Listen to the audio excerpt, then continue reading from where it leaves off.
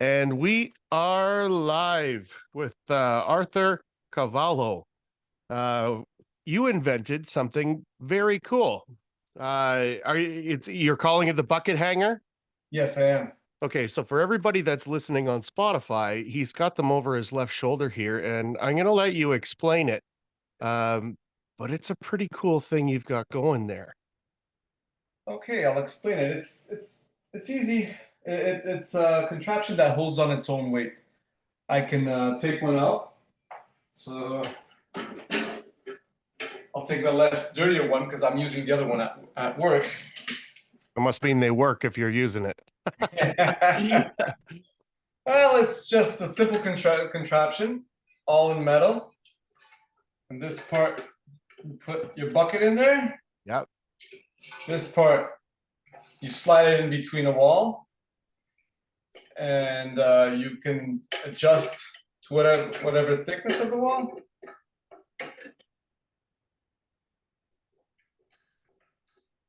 And you can also, when you put it on the wall, you can unscrew this knob here, and it can tilt. Right. You know, as a taper, sometimes when your bucket doesn't have too much mud and you're pulling tape, you just lean it forward, That's right. and you can get a little bit more tape out of it. Yeah, I usually stick a roll of tape under the one side of it when it's getting low. It kind of does the same thing. Yeah, yeah. So you got a bunch of holes there. So I'm going to guess that you've got, you know, from 2x4 studs with 1/2 inch on either side, all the way to like 6-inch double 5/8. Like it probably does that whole range, right? It'll do a lot more. It does. Yeah. Okay. Yeah. Yeah. Yeah, so if you had like a central column or something, Yeah, you'd be able it. to hug it to that. Yeah, You can turn this the other way around, and oh, holy shit. Yeah, okay. it'll go a lot more. Okay, and how wide would you say that is? 18 inches anyways. 2 feet almost. No, about 18 inches. Yeah, okay. Yeah. Yeah. About 18. Anyways, very versatile for what it'll hold. Yeah, no. And then basically the way that works is like as the weight is carried on the left side, the right side on the other side of the stud is what's holding the weight up. It is just a pressure fit. Yeah, that's it.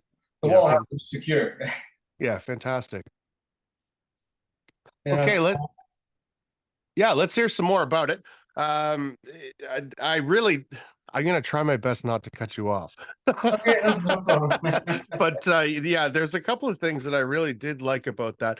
I'm gonna have to try and jump in because a lot of people aren't going to be watching this; they're going to be listening to it. Okay. So basically, what you've got there is a holder for the bottom of the bucket. Basically, fits tight to that, a little bit of wiggle room, and then there's like a fan off to the side of it, and that fan's got 4 holes in it, and obviously for screwdrivers, right?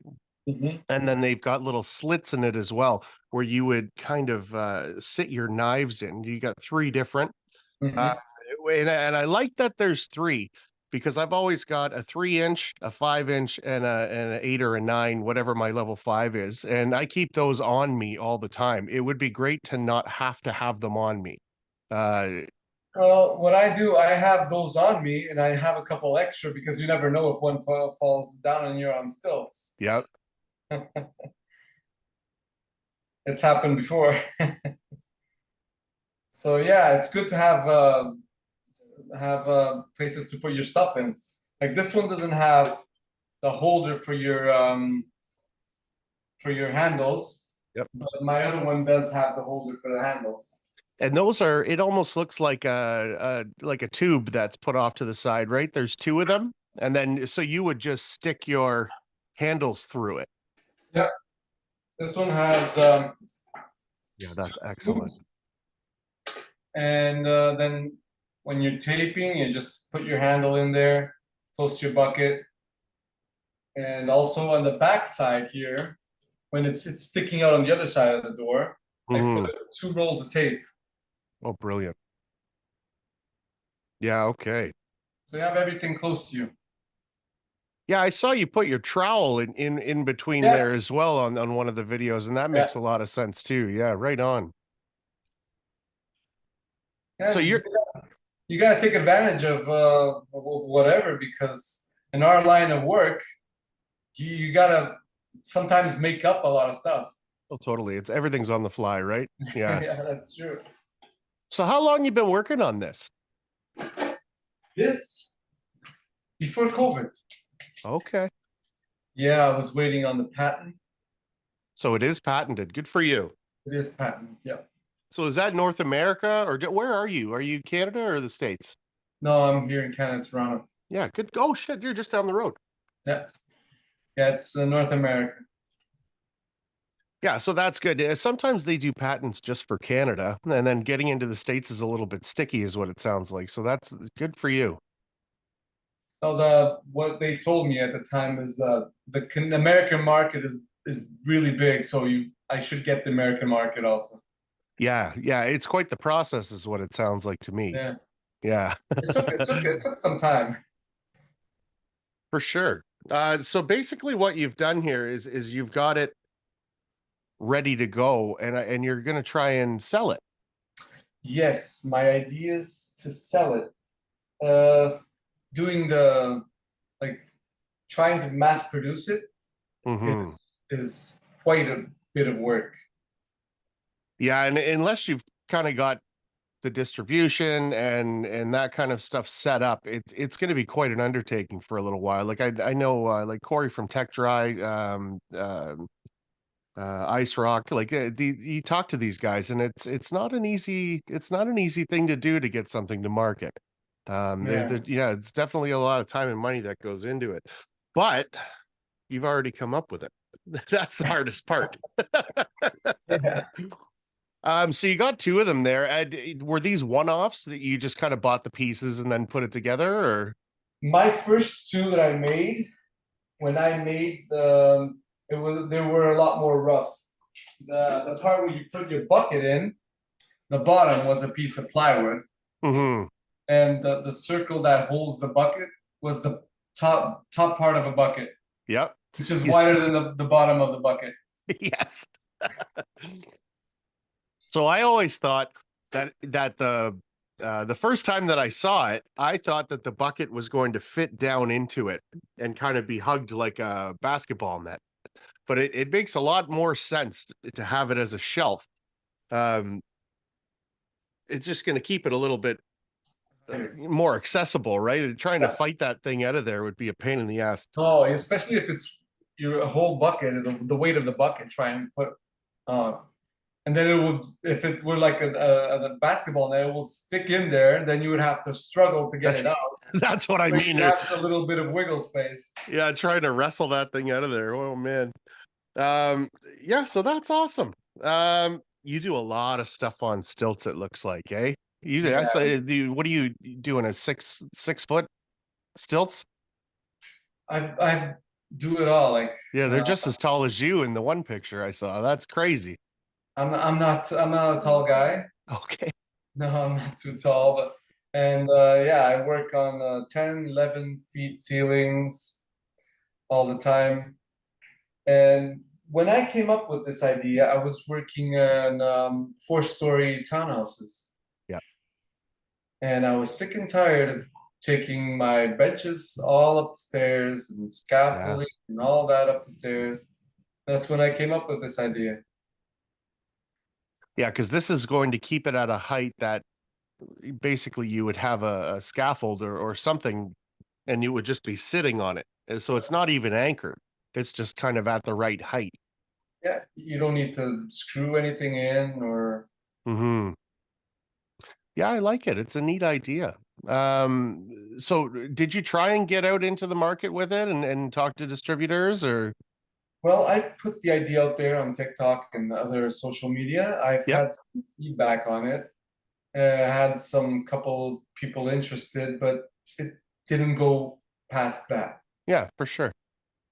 Yeah, social media is kind of a tough thing, especially when you're talking about Facebook is like a pit of alligators sometimes, some of them people. Yeah.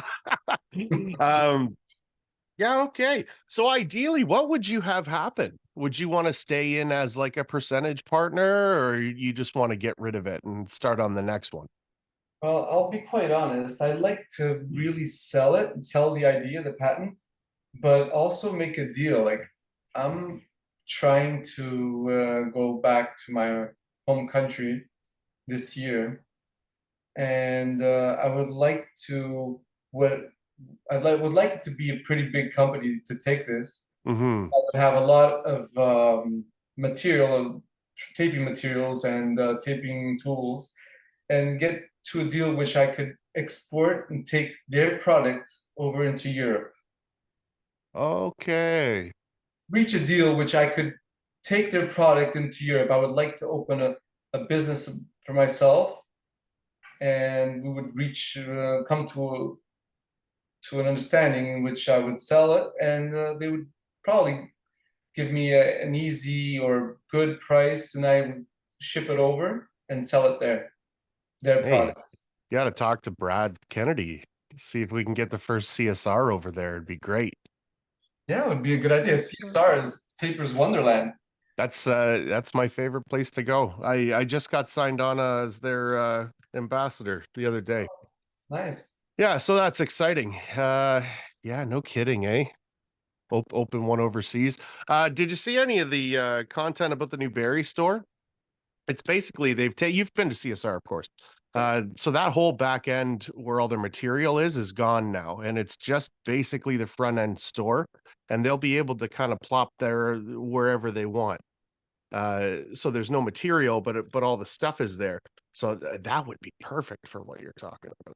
I didn't know that. Yeah, Yeah, it's I was there today. in Toronto, or in Vaughan, I should say. Yeah, Yeah. yeah. So when the CSR did, yeah, that's where I got this hat, the Fresco Harmony event. We a couple of us were able to go out to Barrie. We kind of hung out, saw the new store. We stayed the night out there. It really is. It really is perfect. You know, you don't need to have this massive footprint. You don't need to have the warehouse. It's just tools. Mm. Yeah, so that's exciting.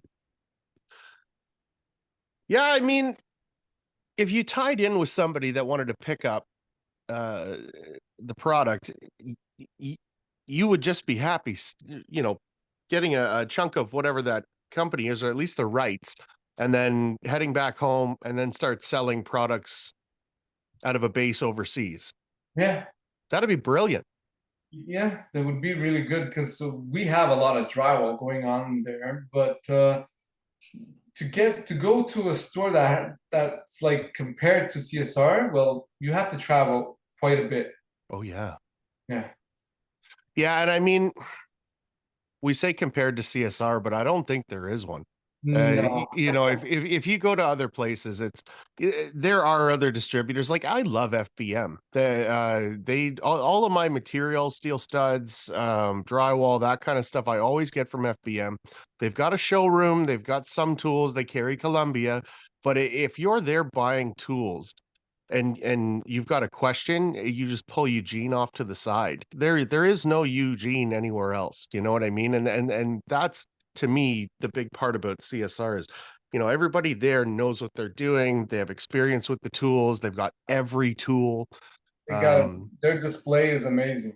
well, and it's every company, right? So, Yeah, you know, if you've really got in-depth questions, for one, you can get them answered, and they can walk you around and you can hold all the different tools. And that to me is the biggest part because, you know, when somebody comes in looking for like a level 5 auto taper because of a price point thing, you can get your hands on something different and try to at least make an educated decision as to what you're going to buy. And that kind of makes sense where this would fall into place is, you know, do you do a lot of stilt stuff? Well, did you know about this? It's yeah, I think that'd fit right at home in a store like that. yeah. And Uh sorry, go ahead. on the one of the pluses about it is, and I've shown it to other tapers, and they're always asking where can they buy it, when can they buy it, and some tapers they have small cars, Yep. and they drive their Honda, and they have their seat back seat down, and they have all their stuff in there, and they're waiting for this because It can eliminate a bench or two. It's Hmm. small, it's compact, doesn't take up too much space. It's good for, and even anybody would want to come down to a smaller car because you go less on gas. Oh, absolutely. I did when I started everything, I got a Spark, a Chevy Spark. And Oh, that's exactly what I did is I put the back two seats down and I had all my pack outs and it was full to the brim with very organized pack outs and I was able to run what I needed to do off of it.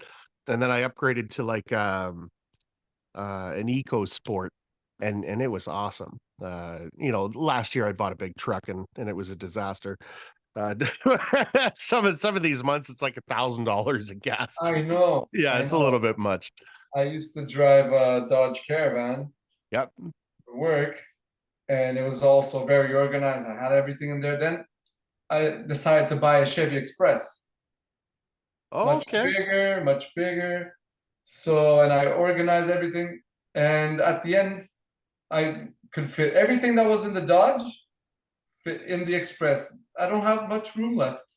Yeah. It's bigger, but at the end of the day, I was spending twice as much as gas. Yeah, it's a little wild these days. Yeah. Last summer we drove out west and it was pretty well the same the whole way across. It's not like it's an Ontario thing. It's a gas Yeah. Canada thing. Yeah. Mhm. Well, that's awesome. You're still working as a full-time taper? Yes, I am a full-time taper.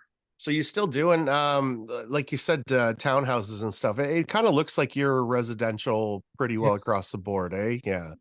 Yeah. I haven't been doing townhouses in a while, but yeah, there was a time that was all what they were selling. Yeah. Oh, and man, piecework in townhouses, you get a decent string of townhouses, and you can start to fly through them, right? Yeah. Yeah. Are you? It looks like you're hand taping instead. Like, are you running boxes or are you skimming? No, I'm running boxes. Oh, The you only, are. Okay. yeah, Yeah. the only thing I don't use is automatic tapers. I just pull my tape Hmm. and I tape by hand and I flush it. All the Yeah. rest is machine, all everything boxes and yeah. I Yeah. do the beads, boxing beads. It just makes sense. Yeah, and even if it's your last coat you want to do with a trowel or a skimming blade or something that's a real nice way to put a cherry on it. But for production, you gotta be using the boxes for sure. Oh yeah, of Yeah. course. Now, when I watch you run the tape into the box, you don't run a mile worth of tape into it, and I like that because a lot of guys will do that, and then by the time they get to the bottom of their box, it's starting to dry out, Oh and that's yeah. when you get into issues, right? So when you take a decent amount and then you fly around a room, you come back, do it again. The amount of sites that I went to my first year where they wanted you to fix what the last guy had started, and you'd put a coat on the wall and all the tapes would start falling off. Oh yeah. And that's exactly why. So I've seen those. Yep.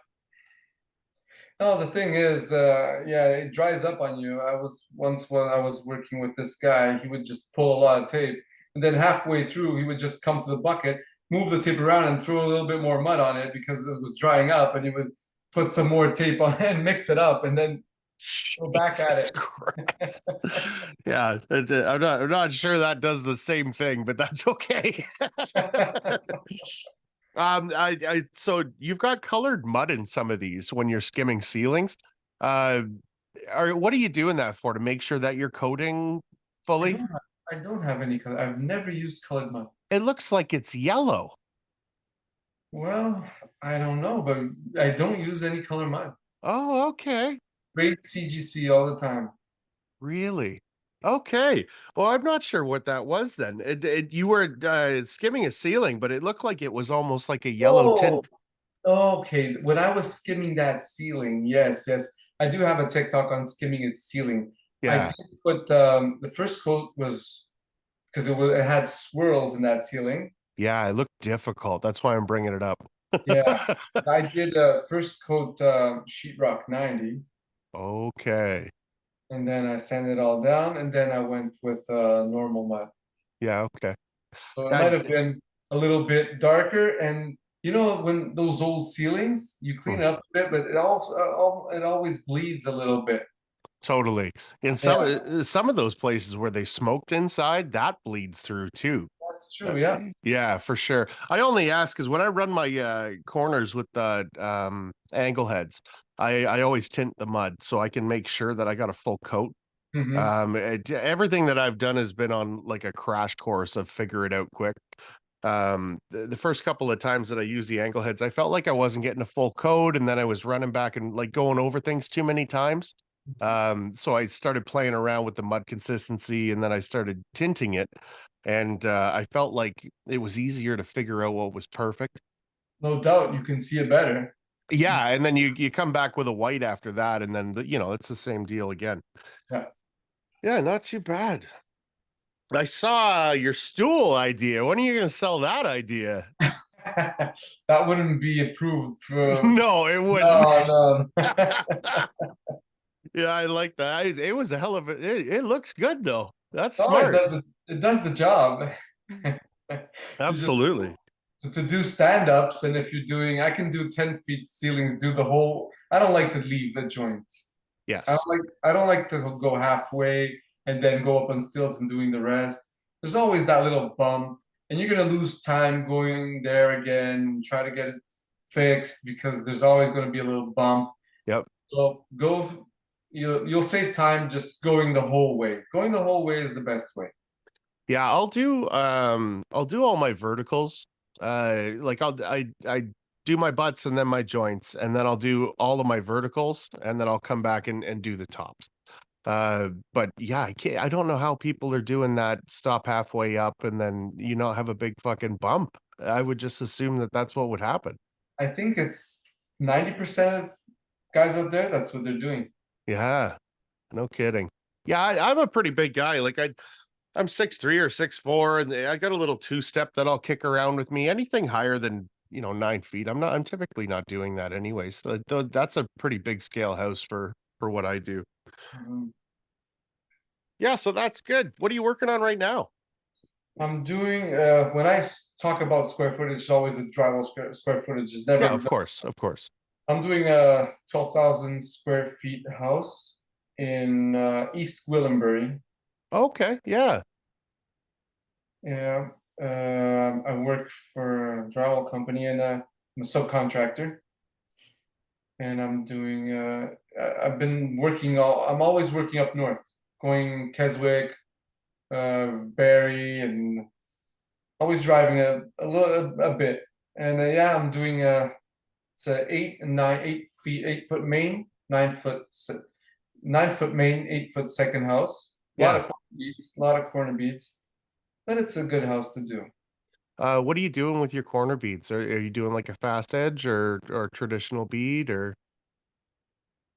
What do you mean with a fast edge? like a no coat? Like some of these guys like Trimtex it's a new fast Oh edge. yeah, yeah, yeah, yep, It's like yep. a mud set system. Uh-huh. I use a plastic corner bead. I do the staple and then 90 and then fiber fuse, and then it takes a long time. But I think it's consistent. I I cut it all nice. I meet up the three ways nice. I'm an old steel framer. So we used to have to do that with our metal corner bead. And if you couldn't rub your finger on the outside of the three way without getting a nick, it wasn't good enough. That's kind of the way that we were taught. So with the plastics, fantastic. If something's a little off, you can just kind of buff it back with a piece of sandpaper. Yeah, the plastic, yeah, for sure. Yeah. Yeah, no, I'm the way I don't do the drywall. I did drywall for 9 years. Hmm. I was a drywaller. I did metal frame in Europe before I came to Canada. I did metal frame and then I did drywall. Then I came to Canada in 2006, and I did drywall for 8 years. And these last 8 years, I've been doing taping, just taping. I feel like taping's one of those things that if you're good at it, they need you to be doing it. There's a lot of really bad tapers out there, but there's no one else. Um, yeah, Yeah, I get calls every day. yeah, it's. Taping is one of those things. that you can work for the rest of your life anywhere on the planet, and that there just is always taping to be done if you can put out quality work. Yeah. Yeah. It's I run large commercial sites during the day, and some of the stuff that comes through there to be passed as taping is quite rough. It's wild. And that there's not a whole lot other than that unless you're paying like a real premium for it in the commercial space. Yeah. No, I hear you. I can see that going around on residential. It's the same thing. Mhm. Can't they don't find many tapers, and the ones sometimes when they do, they they come they have some issues at the end. I uh I had a conversation with one of the guys, and I just said, "Listen, this is the guy that hung the board. Is he a taper? Like, because usually a company will have the guys that frame, and then the guys that board, and then the guys will come and tape. And when it's the same guy, I get kind of hesitant because I'm that guy. I can frame, board, tape. That's where my career started, and then I got into everything else. And he said that to get a taper like a finisher is a premium, and if you don't pay the premium, they just have the borders do it. And it's typically Wow, two coats of 90 and then a tight coat of mud. And that's what they're calling taping. wow. Yeah, or finishing, I should say. Yeah, finishing. Yeah, Uh, yeah, because taper's not that nice. We're professional drywall finishers. that's right. That's right. Um, that's great. So, do you have a pitch set up? Like, if you got meetings set up for it, I kind of saw that you've got a video, like a 3D video, Yes. that kind of shows you about everything. So, how did you go about doing that? When I patented this at the time, I had the idea. I didn't know if I was going to go through and patent it. So I heard an ad on the radio. It was on Z1035. It Nice. was called Invent Help. They would help come our dreams come true. So the number was on the ad, and I called them. And they told me that they would help me out with it. Of course, it had a cost. Of course. And so I went through them, and they had the whole package. The patented. I had the prototype, so they wouldn't need to build a prototype, and then they would do the 3D demonstration. They sent me Okay. a little iPad, and I just play it. And what I put on social media was just I recorded it off my phone and I put it on social media. Yeah, it's brilliant. That's the type of thing that you could set to music and have behind you. You know what I mean? If you were talking about it or whatever. That's awesome. That's a good time to take a break. We'll be right back. Okay.